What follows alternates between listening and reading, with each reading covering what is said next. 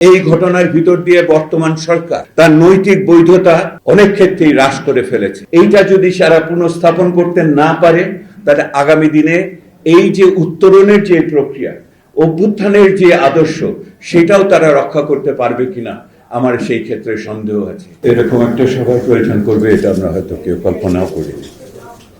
আমি গত 1.5 মাস যাবৎ বাংলাদেশের বিভিন্ন শহরে গেছি এবং একটি কথাই তারা সকলে বড়ভাবে বলেছে। আমি দুটো কথা, একটি হলো নিরাপত্তার অভাব, এবং নিরাপত্তার আমরা আলোচনা করেছি আগামী সরকারের কাছে প্রত্যাশা কি, নির্বাচনকে নিয়ে প্রত্যাশা কি। ওনারা সকলেই বলেছেন নিরাপত্তার অভাব, এবং এই নিরাপত্তার অভাবটাকেও ওনারা বহুভাবে ব্যাখ্যা করেছেন। এটা নারীদের ক্ষেত্রে সত্য, ধর্মীয় সংখ্যালঘুদের ক্ষেত্রে সত্য, আদিবাসী ক্ষুদ্র জাতিগোষ্ঠী দলিতদের ক্ষেত্রে সত্য, ভিন্ন মতাবলম্বীদের জন্য সত্য, একই রকমভাবে রাজনীতিবিদদের জন্য সত্য যারা নির্বাচন করতে চান। এবং এটা ওসমান হাদি শহীদ হওয়ার আগের ঘটনা আমি বলছি। এবং সেখানে একটি কথা, দ্বিতীয় কথা যেটা এসেছে সেটা হলো ওনাদের পরিষ্কারভাবে বর্তমান সরকারের প্রতি আস্থার অভাব। এবং এই নিরাপত্তায় বর্তমান সরকার, তার প্রশাসন, তার আইন রক্ষাকারী বাহিনী, এমনকি সেনাবাহিনী দিয়ে ওনারা সেটা করতে পারবেন, এটা ওনাদের ভিতরে আস্থার অভাব। এইগুলো যখন বলেছে তখনও কিন্তু এই ঘটনাগুলি ঘটেনি। সেহেতু এই ঘটনা যে ঘটতে পারে তার জন্য জনমানুষের পক্ষ থেকে কিন্তু ইঙ্গিত সংকেত বিভিন্ন সময় দেওয়া হয়েছে। আমি একটা কথাই শুধু বলে এখানে শেষ করতে চাচ্ছি, বাংলাদেশে শুধুমাত্র একটি রাজনৈতিক নির্বাচনী আন্দোলন হচ্ছে না, বাংলাদেশে একটি সাংস্কৃতিক এবং আদর্শগত আন্দোলন হচ্ছে।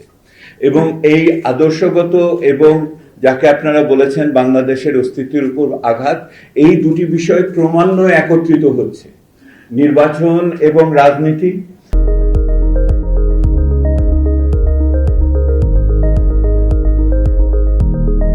এবং আদর্শ এবং সংস্কৃতি, এই দুটি একত্রিত হচ্ছে।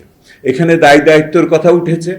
নাগরিক সমাজ ঐক্যবদ্ধভাবে এইটার প্রতিবাদ করার ক্ষেত্রে এখন পর্যন্ত, আজকে পর্যন্ত আমি সেই রকম ভাবে আমরা দেখতে পাইনি। আজকের এই উদ্যোগ নিঃসন্দেহে আমাদের উৎসাহিত করবে।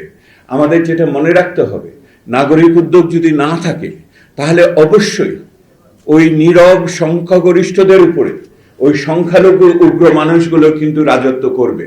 এই সাহসটা আমাদের, নাগরিক সাহস দেখানোর এইটি সময়, একতার এইটি সময়। আরেকটা কথা বলি, শেষ করি। বর্তমান সরকারের প্রতি অঙ্গুলি নির্দেশ সকলে মিলে করেছে, এই ব্যাপারে সকলের ঐক্যমত্য আছে। যদি একটি প্রতিষ্ঠানকে আমাদের দায়িত্ব নিতে হয় তাহলে এই বর্তমান সরকারকে দায়িত্ব নিতে হবে। এবং এই সরকারের যে ঘটনাটা ঘটেছে, তাদের মনে রাখা উচিত তারা কোনো নির্বাচিত সরকার না, বৈধ সরকার হয়তো, কিন্তু তারা নির্বাচিত সরকার না। একটি অনির্বাচিত সরকারের শাসন করার যোগ্যতা, ক্ষমতা থাকে ততক্ষণ যখন তার নৈতিক বৈধতা থাকে। এই ঘটনার ভিতর দিয়ে বর্তমান সরকার তার নৈতিক বৈধতা অনেক ক্ষেত্রেই হ্রাস করে ফেলেছে। এইটা যদি সারা পুনঃস্থাপন করতে না পারে, তাহলে আগামী দিনে এই যে উত্তরণের যে প্রক্রিয়া, অভ্যুত্থানের যে আদর্শ, সেটাও তারা রক্ষা করতে পারবে কিনা আমার সেই ক্ষেত্রে সন্দেহ আছে। এটাই সময় একত্রিত হওয়ার, সরকারের পক্ষ থেকে পদক্ষেপ নেওয়ার, নাগরিকদের এবং রাজনীতিবিদদেরও এইখানে একত্রিত হওয়ার। আজকের এই অনুষ্ঠান সেই সাহস দিচ্ছে।